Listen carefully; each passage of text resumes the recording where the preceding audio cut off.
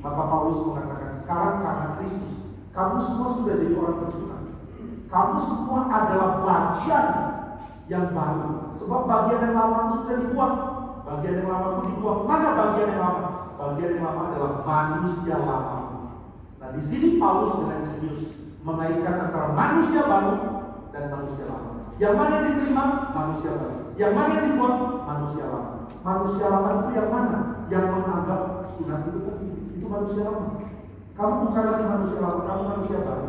Yang lama sudah dibuang. Karena lambang sunat sekarang digantikan oleh kehadiran Kristus yang rela menjadi yang terbuang. Dia yang dipotong dan dibuang. Dan karena darahnya kita semua selamat. Ini gambaran tentang Kristus yang indah yang mulai diajarkan oleh Tuhan melalui peristiwa Musa. Maka Zipora sudah memberikan sebuah kalimat yang nanti akan digenapi di dalam Yesus. Engkaulah pengantin darah kami. Engkau adalah orang yang bersatu dengan aku karena ada darah. Kamu dan saya bertahan karena darah. Jika tidak ada darah ini menyentuh kakimu, maka kita akan berpisah sebab kamu akan mati. Nah, maka saudara, di dalam perjanjian baru setelah Kristus, saudara dan saya adalah orang-orang yang bersunat secara rohani. Apa itu bersunat secara rohani? Diriku yang lama sudah dibuang bersama dengan Kristus, dan diriku yang baru sudah dibangkitkan bersama dengan Kristus. Kristus dibuang dengan cara dimatikan dan dikuburkan, tapi Kristus bangkit, dan Kristus yang bangkit menjadi harapan akan pembaruan kita. Nah, inilah sebabnya saudara dan saya tidak akan dibuang kalau datang mendekat kepada Tuhan. Engkau bukan orang yang akan disingkirkan oleh Tuhan. Jika Tuhan hadir, saudara dan saya bukan orang yang akan terbakar dan hapus, tapi saudara dan saya adalah orang-orang yang akan diterima oleh Tuhan. Maka gambaran bait suci sekarang diubah oleh gambaran Kristus sebagai saksi maha besar. Seperti yang tadi dibacakan di dalam ayat di awal di pembacaan bersama kita. Kristus adalah imam besar yang melintasi langit.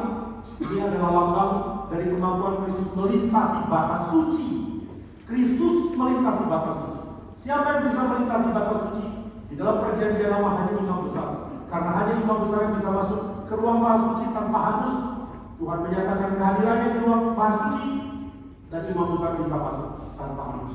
Tapi kitab Ibrani mengatakan Kristus sudah masuk ke surga, masuk ke tempat suci, dan dia sudah mengukurkan, meruntuhkan batas pemisah bagi kita antara yang suci dan kita. Kita boleh masuk bertemu Tuhan dan kita menikmati kehadirannya tanpa harus dihapuskan. Inilah yang kita miliki sebagai orang Kristen. Saudara, mari menikmati hidup sebagai orang Kristen. Kita menjadi orang-orang yang bisa datang kepada Tuhan, yang Tuhan tidak buang, yang Tuhan cintai, yang Tuhan berikan anugerah. Dan biarlah kita menjadi orang-orang yang dengan hati yang penuh sukacita mengatakan, Tuhan, karena Kau sudah jadi milikku, aku bisa datang kepadamu tanpa takut. Di dalam kata-kata yang tadi dijanjikan bagiannya dikatakan Tuhan adalah hakim, Dia adalah juru selamat bagi bangsa-bangsa. Tapi hanya orang yang menyadari dan bersukacita yang akan menikmati Kristus.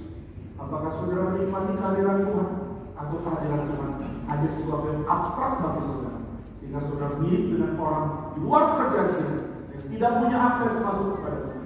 Harap saudara bukan jadi orang seperti itu.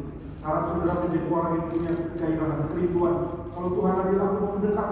Kalau Tuhan ada di mana, aku mau datang ke situ. Dan aku tahu Dia tidak akan buang aku. Dia akan membuka pintu dan mengatakan, barang siapa membuka pintu, mengundang aku masuk, aku akan masuk mendapatkan ini dan akan makan bersama-sama dengan Dia. Mari undang Kristus ke dalam hidup kita. Mari katakan, ya Tuhan, Kau yang sudah mengetuk pintu, aku buka dengan penuh sukacita, dengan segera saya akan loncat, saya akan masuk, membuka pintu dan mengundang Kau masuk. Mari masuk dan jadilah kuat atas rumah ini. Mari masuk dan jadilah kuat atas hidup. Biar Tuhan hadir di dalam kehidupan kita dan Dia menjadi kuat atas hidup.